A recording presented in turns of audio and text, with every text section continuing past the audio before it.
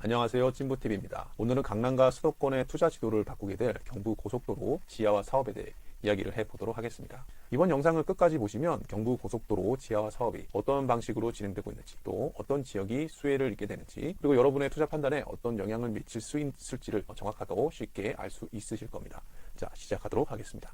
1970년 개통된 경부고속도로는 국내에서 가장 중요한 고속도로 중 하나로서 대한민국의 발전을 이끈 도로이기도 합니다. 하지만 경부고속도로 인근으로 도시가 확장되면서 인구와 차량이 늘어났고, 특히 출퇴근 시간에는 극심한 정체를 겪고 있어 도로의 확장이 필요한 상황입니다. 하지만 성남 분당 및 용인의 도시화로 인해서 기존 도로의 확장이 어렵고, 소음, 대기 오염, 지역 간 단절 등의 문제가 지속됨에 따라서 정부와 서울시에서는 특히 교통량이 많은 한남 IC에서부터 기흥 IC까지의 구간에 지하 사업을 추진하게 되었습니다.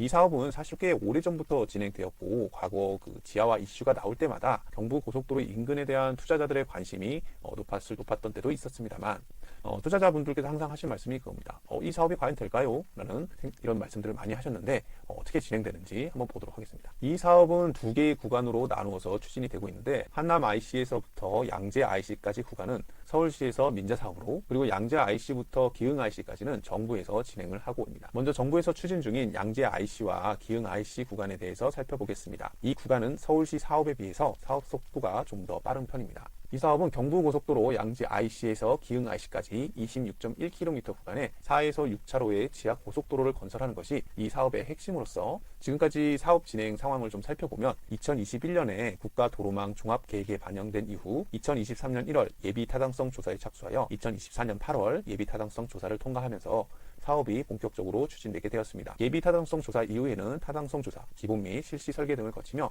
2027년 착공을 목표로 추진되고 있으며, 총 사업비는 3조 7,879억 원으로 추정되고 있습니다. 이 사업을 통해서 기존의 경부고속도로 통행량이 4만 대 이상 감소하여서 원활한 교통 흐름을 유도할 수 있고, 기흥에서 양재까지 통행시간도 약 30분 이상 단축될 수 있을 것으로 기대되고 있습니다. 경부고속도로 양재 기흥 구간의 지하화가 현실화되면 경부고속도로에 의해 지역이 단절된 성남시 분당구나 용인의 경우 도시의 외연적 확장 및 고속도로 인근 지역 내 부동산 수요 증가와 자산가치 상승이 예상됩니다. 다음은 서울시에서 추진하는 양재 IC에서 한남 IC 구간에 대해서 알아보도록 하겠습니다.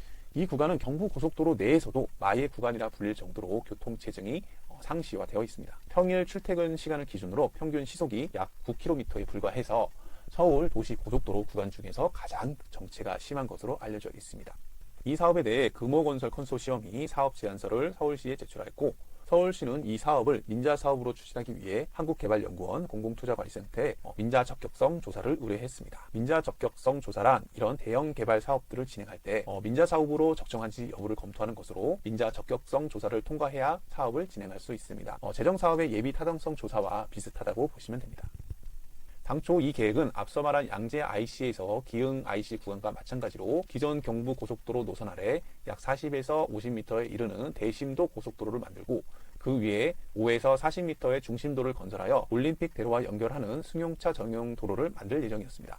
그런데 최근에 나온 안에 따르면 이러한 이중 지하 구조에 대한 안정성 문제와 공사비 등을 고려해서 승용차 전용 지하도로는 경부고속도로를 중심으로 동서로 우회하는 방안이 검토되고 있습니다.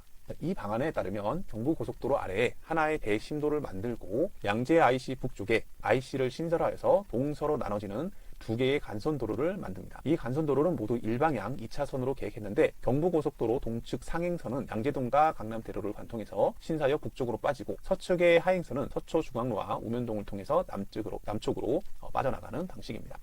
그리고 대심도 고속도로는 한남 IC를 넘어서 경기도 고양시까지 연결하는 것도 검토되고 있습니다. 그리고 이 노선들을 살펴봤을 때 각각의 지하 간선도로는 올림픽대로와 연결부가 생길 것으로 예상되고 있습니다. 서울시는 지하화 사업을 통해 현재 시간당 23.3km의 평균 속도가 평균 68.8km까지 올라갈 수 있을 것으로 보고 있으며, 그리고 또 다른 지하화 사업인 우면산 터널, 용산 지하도로 개발을 통해서 강남 고속터미널에서 발생하는 교통량도 줄일 수 있을 것으로 보고 있습니다.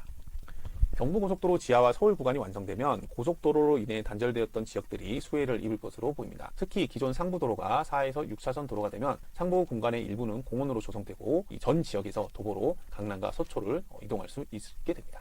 특히 경부고속도로를 끼고 있는 서초동과 반포동, 잠원동 일대의 대단지 아파트들은 주거 환경이 크게 개선되면서 가격 상승이 예상된다. 그리고 오세훈 서울시장은 스페인 마드리드에 있는 리오 공원을 벤치마킹해서 경부고속도로를 지하로 옮기면서 생기는 지상 공간에 직사각형 모양의 서울 리니어 파크를 조성한다는 계획도 발표하기도 했습니다.